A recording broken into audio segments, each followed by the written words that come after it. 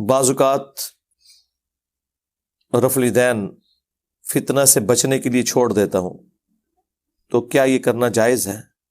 یہ آپ اور اللہ کا معاملہ ہے جی، میں کیوں چھوڑ رہے آپ ہیں، تو میں آپ کے گناہوں کا بوجھ اور آپ کی غلطیوں کا بوجھ میں کیوں اٹھاؤں؟ کون سا فتنہ میرے بھائی، اس ماڈرن دور میں کون سا فتنہ ہے؟ اگر آپ فتنہ یہ سمجھ رہے ہیں کہ آپ کو لوگ یہ کہیں گے یا آپ کے ابے کو جا کے شکایت لگائیں گے کہ تیرے منڈے نو کیا ہو گیا، تو یہ ایک نہ ایک دن تو ہونا ہے، کل نہیں تو آج کیوں نہ ہو، اور بس اتنا ہی ہونا ہے۔ بے نمازیوں نے بھی جا کے ابے کو سمجھانا ہے کہ تیرے منڈے نو کیا ہو گیا، اور ابے جو ہے نا یہ ہوتے ہی بزدل ہیں۔ آپ لائف سٹوریز میں دیکھ رہے ہیں کہ ہر بندہ آگے سٹوریز نہ آتا ہے جی، وہ میری امی نے بھی رفع دین شروع کر دیا، میرے بھائیوں نے بھی، میری بہنوں نے بھی، بس وہ ابا جی کہ ابا جی نے ایک لبادہ اوڑا ہوا ہے معاشرے کے سامنے، ٹھیک ہے نا؟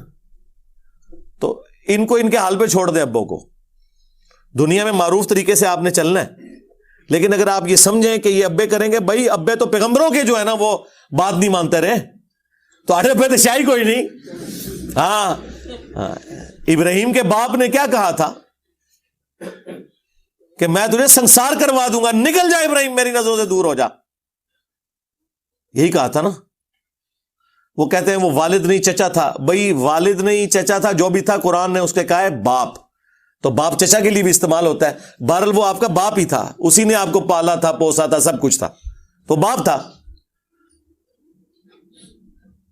تو آپ دیکھ لیں، ہاں ابا اگر پیغمبر ہو تو ایک الگ بات ہے،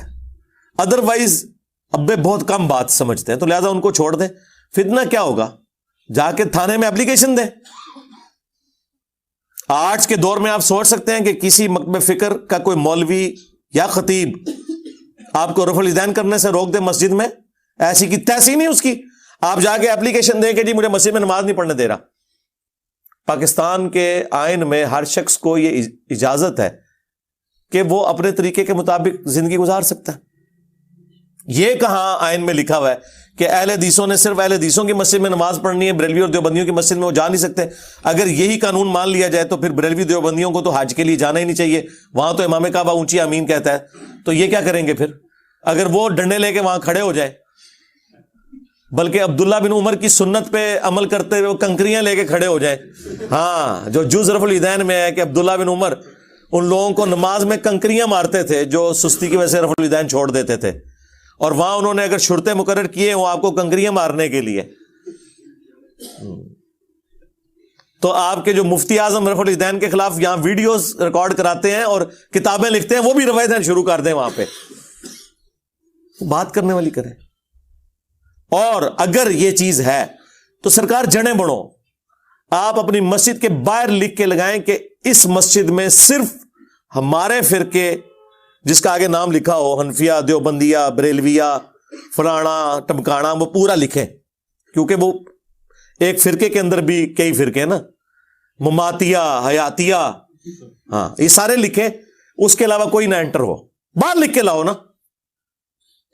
انڈکلیئرڈ نہیں۔ یہ تو لکھا ہوتا ہے کہ یہاں امام مسجد جو ہے ہمارے فرقے سے ہوگا، ٹھیک ہے یہ آپ کا رائٹ ہے، آپ نے خرچہ کیا ہے، ڈرائیور آپ کا ہی ہونا چاہیے،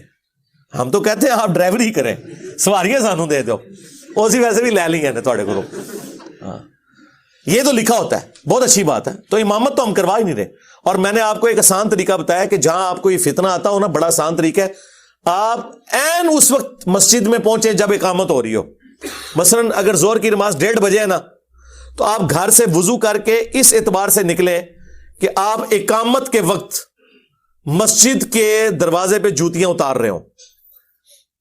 تو آپ کو کوئی دیکھے گا ہی نہیں۔ جیسے امام اللہ اکبر کے آپ اللہ اکبر کہہ کے نماز شروع کریں، صرف تھوڑے نال لینے میں کیا ہے، سلام پھیرے کار واپس آ جاؤ۔ یہ تکلیف اس وقت ہوتی ہے جب آپ لوگوں کے سامنے کر رہے ہوتے ہیں، اور وہ بھی بہت جاہل لوگوں میں، گاؤں ایریا میں ایسا مسئلہ ہے۔